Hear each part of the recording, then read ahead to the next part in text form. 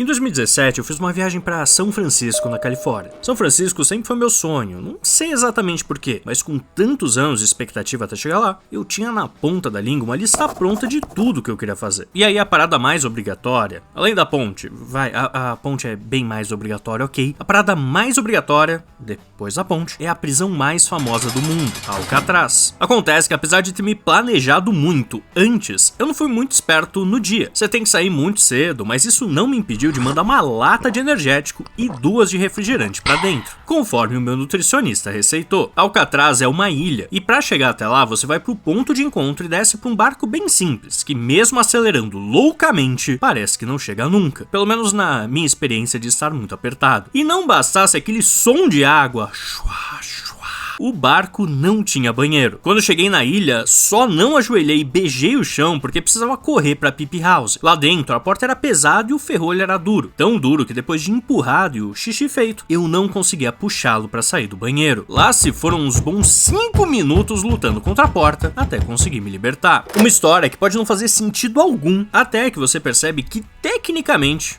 assim como Al Capone, eu fiquei preso em Alcatraz, mas diferente dele, eu escapei. Pera aí, antes da gente continuar, sabia que dá pra você receber material extra de todos os episódios na palma da sua mão? É só assinar o Apoia-se, apoia.se/Gugão Show. Lá você vai encontrar um texto com tudo que ficou de fora em cada programa, além de recomendações de livros, vídeos, podcasts e muito mais. É super legal. E ainda tem brindes de patos, camisetas, newsletter, podcast exclusivo pra você. O link tá aqui na descrição. Mas agora, de volta pro episódio. Como eu disse, pra chegar em Alcatraz você pega um barco e esse barco anda pra dedéu. Também é muito frio, quase que o ano inteiro. O vento é terrível e o mar muito revolto. Você chega na ilha, é um paredão de pedra gigante. A penitenciária de Alcatraz nunca foi um centro de reabilitação. Era em sua essência um depósito de homens descartáveis. O ponto final de qualquer esperança. Eu tô treinando pra escrever livro de suspense que vende no aeroporto. Erguida sobre um rochedo hostil na Baía de São Francisco, a rocha servia para guardar o que se considerava a escória da sociedade. Seus membros mais famosos eram Al Capone, o maior gangster do século XX, e Robert Stroud, que no Brasil não é um nome tão conhecido. Ele foi preso por matar o violador sexual de sua namorada. Mas tem o filme Birdman of Alcatraz, que é sobre ele. Esse sim é um filme bem famoso. Mas Alcatraz também servia para guardar muitas pessoas indesejadas pelaquela época, como o veterano da Primeira Guerra Robert Simmons, negro que se opôs à segregação racial depois que voltou do combate, sendo direcionado para a prisão mais brutal do mundo. Brutal porque a lógica ali era uma estrutura de poder baseada na privação. O detento não possuía direitos, apenas privilégios que podiam ser retirados por qualquer motivo. Nos primeiros anos da prisão, os presos sequer podiam falar entre si, e os guardas praticavam um regime de silêncio que os enlouquecia. Em 1937, o prisioneiro Ruth Percival cortou os dedos com machado, só para ir ao hospital e ouvir uma voz humana. Alcatraz também era a única prisão a dar banhos quentes, muito quentes. Isso para que o corpo dos presos nunca se acostumasse com o frio de São Francisco. E apesar de parecer muito papinho de programa de TV sensacionalista, as fontes são do próprio governo dos Estados Unidos. Mas ok, você chegou em Alcatraz. E agora? Para começar, você recebia roupas e um manual da prisão. Eu tenho esse manual da prisão. Você pode comprar na lojinha uma réplica exatamente igual. E eu vou postar algumas páginas no Apoia-se, tá? Na área de assinantes. Esse manual da prisão tinha descrito a rotina, todas as regras, seus privilégios que você podia perder por descumprir alguma regra, e até como seus itens deveriam ser organizados na sua cela. Uma coisa que eu achei muito interessante é que em toda área que tem ferramentas organizadas ou itens de cozinha, tem o desenho desses itens na parede, e eles devem ser organizados sempre cobrindo o desenho. Assim, se sumir alguma coisa, você vê claramente a silhueta do que sumiu e sabe na hora. Já a rotina era de uma monotonia calculada para desintegrar o intelecto, onde o barulho das ondas e o vento eram os únicos companheiros, principalmente nos primeiros anos, como eu te contei. De vez em quando a cadeia toda ficava em silêncio, só para ouvir a música que estava sendo tocada na cidade a quilômetros de distância. Mas a pior parte certamente era o tédio.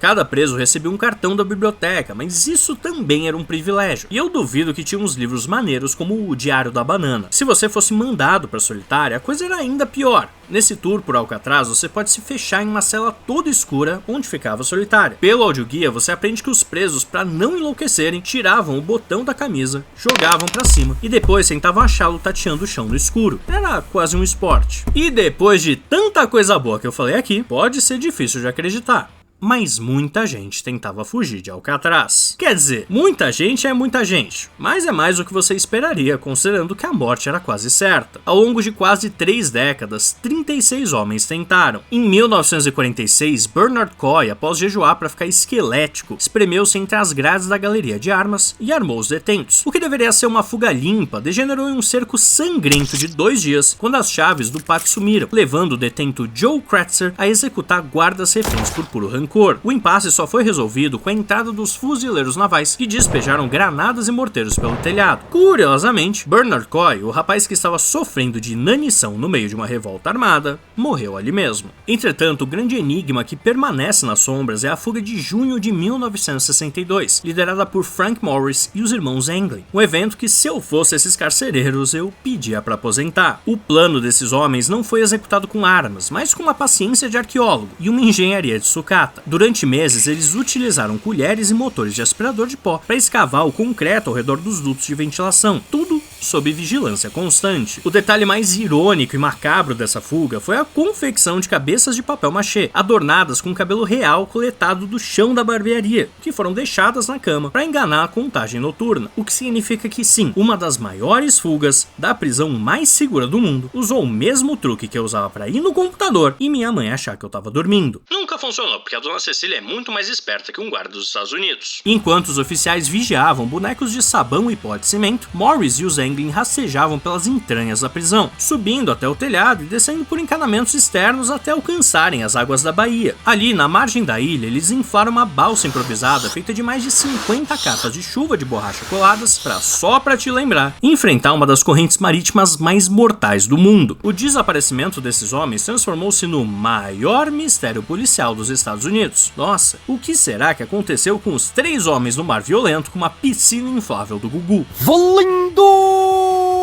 Apesar disso, tem a forte teoria de que estavam no Brasil, igual Elvis, John Lennon e Michael Jackson, e o pai do menino do balão mágico, que foi responsável pelo maior assalto a trem do século XX. Mas isso é verdade, porque o Brasil não é para amadores. A desmoralização foi imensa e muitos acreditam ao fim da prisão, mas honestamente a decisão foi econômica. O custo de manter uma estrutura que se desfazia sob efeito do sal e da maresia era insustentável. Em 21 de março de 1963, a prisão foi fechada, o que levou grupos indígenas a ocuparem a ilha em 20 de novembro de 1969, utilizando como base legal o Tratado de Fort Laramie de 1868, que determinava que todas as terras federais que fossem abandonadas ou ficassem fora de uso deveriam ser devolvidas aos povos nativos. A ocupação durou 19 meses até ser dissolvida, mas por causa dela, o governo dos Estados Unidos devolveu mais de 1 milhão de acres em terras sagradas para os povos nativos. Alcatraz hoje é um cenário fantasmagórico para turistas, e vale muito a visita. O audioguia foi eleito o melhor do mundo há uns anos, mas a verdadeira história da prisão é a de um modelo que foi eficaz em apagar o ímpeto humano e mesmo assim por vezes foi vencida. Principalmente porque eles não contavam que eu já fiquei preso em muitos banheiros, mais do que eu gostaria, e sabia exatamente o que fazer. Gritar até alguém abrir por fora. Esse podcast foi produzido totalmente pela Dois Patinhos, e sendo assim, por mim, Gustavo Belchansky, o Gugão Show. Se você quer levar a comunicação da sua empresa para outro nível, me mande uma mensagem no Instagram. A gente faz todo tipo de solução para vídeos curtos. E se você gostou desse episódio, eu sei que você gostou porque é bom demais, avalie com 5 estrelas, siga o programa e nos vemos no próximo episódio.